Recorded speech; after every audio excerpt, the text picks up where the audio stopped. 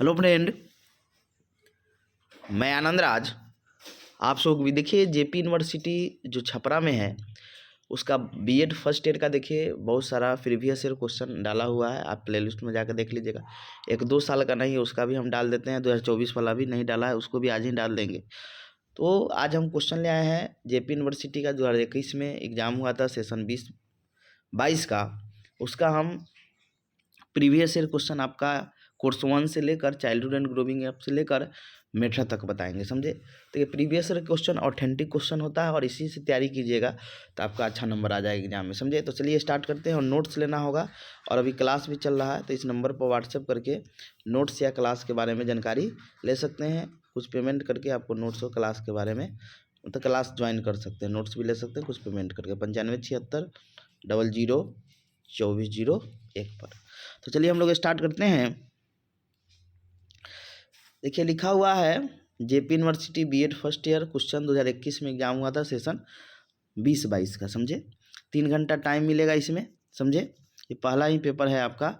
और देखिए यहाँ पर जो गलती लिख दिया, अधिकतम अंक यहाँ 80 नंबर होगा, समझे। कोर्स 1 है, यहाँ देखिएगा तो लिखा हुआ है कोर्स 1, यहाँ पर 80 नंबर का होता है अधिकतम नंबर कोर्स 1। 3 घंटा टाइम मिलता है। तो चलिए स्टार्ट करते हैं।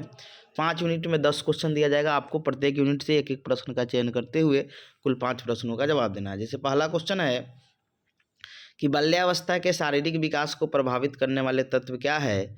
इन तत्वों का ज्ञान एक बालपनोवैज्ञानिक के लिए किन प्रकार उपयोगी है। दूसरा क्वेश्चन है व्यवहारवाद में बीएफ स्किनर के योगदान की व्याख्या कीजिए। यूनिट 2 का क्वेश्चन है कि किशोरावस्था दबाव और तूफान की अवस्था है, इस कथन की विस्तार में विवेचना कीजिए। दूसरा क्वेश्चन है यूनिट 2 का कि विकास तथा अभिवृद्धि में अंतर बताइए एवं विकास के सिद्धांतों का वर्णन कीजिए।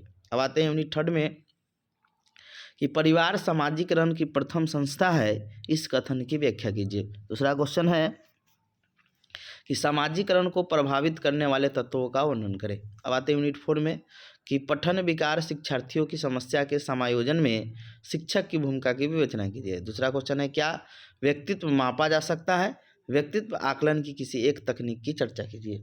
अब आते हैं हम लोग यूनिट 5 में कि बालक के पहचान निर्माण में परिवार, स्कूल और शिक्षक की भूमिका की व्याख्या कीजिए। दूसरा क्वेश्चन निम्नलिखित में 2 पसंदीदा टिप्पणी लिखे। परिपक्वता और सीखना, पहचान निर्माण और मीडिया, पहचान संदर्भ संस्थागत एवं आंतरिक सामंजस्य, और चौथा है आईसीटी। अब आते हैं हम लोग कोर्स 2 जो आपका कंटेम्प्रेरी इंडियन एजुकेशन होता है। ये भी 80 नंबर का पेपर है, इसमें भी आपको 3 घंटा मिलेगा। 5 यूनिट में 10 क्वेश्चन दिया होगा आपको। प्रत्येक यूनिट से एक एक प्रश्न का चयन करते हुए कुल 5 प्रश्नों का जवाब देना है। पहला क्वेश्चन है शिक्षा शब्द से आप क्या समझते हैं, चर्चा करें कि हमारे जीवन में यह किस प्रकार गत्यात्मक प्रक्रिया है। दूसरा क्वेश्चन है शिक्षा के व्यापक संप्रदाय की व्याख्या कीजिए तथा इसके उद्देश्यों की व्याख्या कीजिए। अब आते हैं यूनिट 2 में कि शिक्षा के उद्देश्यों से संबंधित संवैधानिक मूल्यों का वर्णन करें। चौथा क्वेश्चन है कि संवैधानिक प्रतिबद्धता, प्रजातंत्र, समानता और भाईचारा, सामाजिक न्याय, स्वतंत्रता की प्रतिपूर्ति की व्याख्या नहीं करा। संवैधानिक प्रतिबद्धता, प्रजातंत्र, समानता, भाईचारा, सामाजिक न्याय, स्वतंत्रता के प्रतिपूर्ति की व्याख्या कीजिए। अब आते हैं हम लोग यूनिट 3 में लिखा है एक अध्यापक को शिक्षा दर्शन अवश्य पढ़ना चाहिए, इस कथन का वर्णन करें। छठा है कि शिक्षा को प्रयोजनवाद की क्या देन है, विवेचना के मैंने प्रयोजनवाद के बारे में लिखना है। यूनिट 4 का क्वेश्चन है रविन्द्रनाथ ठाकुर के शिक्षा दर्शन की व्याख्या कीजिए। 8वां क्वेश्चन है कि रूसो के शैक्षिक विचार की व्याख्या करें। रूसो को आधुनिक शिक्षा का पिता क्यों कहा जाता है। अब आते हैं यूनिट 5 में कि भारत के विशेष संदर्भ में शैक्षिक अवसरों की समानता की विवेचना कीजिए। 10वां क्वेश्चन है प्राइवेट पब्लिक स्कूल की व्याख्या कीजिए। अब आते हैं हम लोग कोर्स 3 जो लर्निंग एंड टीचिंग है, ये भी 80 नंबर का पेपर होता है। इसमें भी 3 घंटा मिलेगा। 5 यूनिट में 10 क्वेश्चन होगा आपको। प्रत्येक यूनिट से एक एक प्रश्न का चयन करते हुए कुल 5 प्रश्नों का जवाब देना है। यूनिट 1 में पहला क्वेश्चन है कि अधिगम की परिभाषा दीजिए, अधिगम की प्रकृति तथा प्रकारों का वर्णन कीजिए। दूसरा क्वेश्चन है कि बंडूरा के सामाजिक रचनावादी सिद्धांत की विशेषता तथा मान्यताओं का व्याख्या कीजिए। अब आते हैं यूनिट 2 में कि बच्चों के अधिगम या सीखने की प्रक्रिया को प्रभावित करने वाले प्रमुख कारकों की चर्चा करें। कक्षा में बेहतर शिक्षण अधिगम के लिए किन कारकों को नियंत्रित करने की आवश्यकता है। चौथा क्वेश्चन है कि अभिप्रेरणा की अवधारणा और प्रकार की व्याख्या करें। अभिप्रेरणा बढ़ाने के लिए क्या तकनीकें लागू होनी चाहिए। अब आते हैं यूनिट 3 में कि शिक्षण के स्तरों से आप क्या समझते हैं। शिक्षण स्तरों के नाम बताते हुए उनकी विशेषता की व्याख्या करें। छठा क्वेश्चन है सामाजिक संरचनात्मकता को परिभाषित करें। वाइगोस्की के सामाजिक संरचना सिद्धांत की विस्तार से वर्णन करें। अब आते हैं यूनिट 4 में कि सीखने के लिए योजना स्थलों के संदर्भ में सीखने के माहौल का वर्णन करें। एकीकृत और विषयगत योजना पर प्रकाश डालें। 8वां क्वेश्चन है अधिगम संसाधन से आपका क्या तात्पर्य है। एक प्रभावी शिक्षण अधिगम प्रक्रिया के लिए शिक्षण संसाधनों की पहचान और विकास आप कैसे करते हैं। अब आते हैं यूनिट 5 में कि शिक्षण युक्ति के अर्थ स्पष्ट करें। शिक्षण युक्तियों के प्रयोग में आने वाली चुनौतियों का वर्णन करें। 10वां क्वेश्चन है निम्नलिखित पर संक्षिप्त टिप्पणी लिखे। आगमनात्मक सोच, अभिकर्मित अनुदेशन, इसमें से संक्षिप्त टिप्पणी लिखना है। अब आते हैं हम लोग कोर्स 4 जो आपका लैंग्वेज अक्रॉस द करिकुलम है, ये भी आपका 40 नंबर का पेपर होता है। इसमें भी आपको 3 घंटा मिलेगा। लिखा है 3 यूनिट में आपको 5 क्वेश्चन का जवाब देना होता है। यानी देखिए ये ऐसा रहेगा 5 क्वेश्चन या निर्देश पढ़ लीजिएगा। स्पष्ट लिखा हुआ है कि परीक्षार्थी यथासंभव अपने शब्दों में उत्तर दे। प्रत्येक इकाई में से कम 1 प्रश्न का चयन करते हुए किन्हीं 5 प्रश्नों का उत्तर दे। सभी प्रश्नों का अंक बराबर है। यानी आपका एक क्वेश्चन 8 नंबर 40 नंबर का है तो 5 क्वेश्चन का जवाब देना है। तो 1 से 3 यूनिट है तो 3 यूनिट से 1 दे दीजिएगा, समझे। और 2 आप कोई भी यूनिट से दे सकिएगा। पहला क्वेश्चन है भाषा से आप क्या समझते हैं। भाषा के समान गुणों का उल्लेख करें। दूसरा क्वेश्चन है भाषा अधिगम और उपार्जन पर प्रकाश डालें। तीसरा है बच्चों की भाषा शिक्षण में पियाजे के सिद्धांत की व्याख्या कीजिए। आगे क्वेश्चन है यूनिट 3 का कि सृजनात्मकता से आपका क्या अभिप्राय है। सृजनात्मकता के सहायक कारक कौन से हैं। अगला क्वेश्चन है 5वां कि स्कूल स्तर के पाठ्यक्रम में भाषा की भूमिका की व्याख्या कीजिए। इसके रास्तों में आने वाले बाधाओं की व्याख्या कीजिए। छठा है बहुभाषिता से आप क्या समझते हैं। बहुभाषिता के संबंध में विभिन्न समितियों के सुझावों की चर्चा करें। अब आते हैं यूनिट 3 का क्वेश्चन है कि भाषा के संदर्भ में भारतीय संविधान के अनुच्छेद 350A का उल्लेख करें। 8वां है भाषा के संबंध में कोठारी आयोग की अनुशंसा की चर्चा करें। एनसीआर 2005 के अनुसार भाषा शिक्षा के उद्देश्यों का वर्णन करें। अब आते हैं हम लोग course 5 understanding discipline and subject में आते हैं।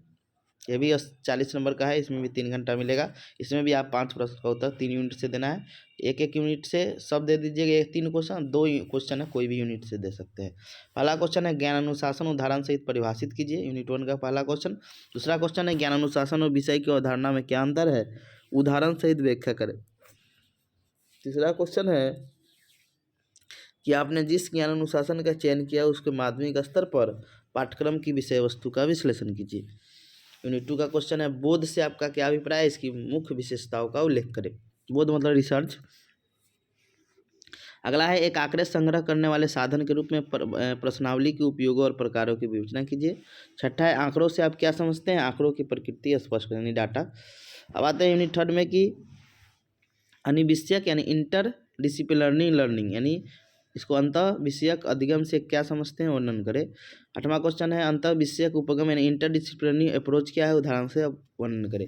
9वां है ज्ञान अनुशासन और विद्यालय एक दूसरे किस प्रकार संबंधित है, चर्चा करें, समझे। 9 क्वेश्चन में आपको 5 का देना। अब आते हैं लास्ट कोर्स, ऐसे मेथड भी है। कोर्स 6 जो है आपका जेंडर स्कूल एंड सोसाइटी होता है, 40 नंबर का भी होता है, 3 घंटा इसमें मिलेगा। इसमें भी आप 5 प्रश्न का उत्तर देना होगा। यूनिट 1 का क्वेश्चन है पहला कि जेंडर और लिंग की अवधारणा में मूलभूत अंतर क्या है, सो उदाहरण समझाए। दूसरा है भारत में महिला सशक्तिकरण के ऐतिहासिक परिप्रेक्ष्य की व्याख्या करें। तीसरा है लिंग रूढ़िवादिता का वर्णन करें। यूनिट 2 का क्वेश्चन है लिंग संबंधी समाजीकरण के सिद्धांत पर प्रकाश डालें। 5वां क्वेश्चन है क्या जेंडर असमानता का बर्ताव कक्ष में शिक्षण के दौरान भी जाने अनजाने से हो जाता है क्या। आगे है छठा लैंगिक पहचान एवं समाजीकरण में समाज की भूमिका का वर्णन करें। यूनिट 3 का क्वेश्चन है कि पाठ्यक्रम में लैंगिक शिक्षा की महत्ता पर विवेचना कीजिए। 8वां है जेंडर संवेदनशीलता को लाने में एक शिक्षक की परिवर्तनकारी भूमिका क्या हो सकती है, व्याख्या करें। 9वां संक्षिप्त टिप्पणी लिखे। प्रच्छन्न पाठ्यक्रम यानी hidden curriculum, role of gender related equality यानी जेंडर संबंधी समानता में पाठ्य पुस्तक की भूमिका। रोल ऑफ होगा, टेक्स्ट बुक नहीं छूट गया है। अब आते हैं मेथड का है तो सिर्फ मैथ का बता रहे हैं, समझे, और का भी बता देंगे। पहला है कि इसमें भी आपको कुल 3 प्रश्न का उत्तर देना है। कि पहला क्वेश्चन है मैथ का यूनिट 1 का कि गणित पढ़ाने की महत्व की विवेचना कीजिए। माध्यमिक स्तर पर गणित विषय को अनिवार्य क्यों बनाया गया है। दूसरा क्वेश्चन है दैनिक जीवन में गणित विषय के क्षेत्र में कार्य की विवेचना कीजिए। यूनिट 2 का क्वेश्चन है कि पटचर्या को परिभाषित कीजिए।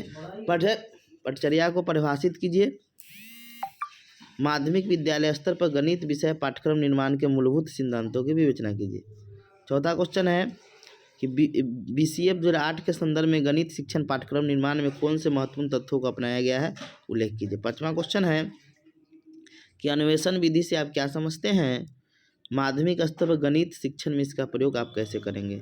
छठा क्वेश्चन है कि 2 प्रश्न टिप्पणी लिखे। समस्या समाधान विधि, परियोजना विधि, व्याख्यान विधि, दल समूह विधि। तो ये हो गया आपका, समझे। नोट्स लेना होगा तो इस नंबर पर व्हाट्सएप करके आप मैसेज करके नोट्स के बारे में जानकारी ले सकते हैं 9576 00 2401 पर, समझे। Thank you.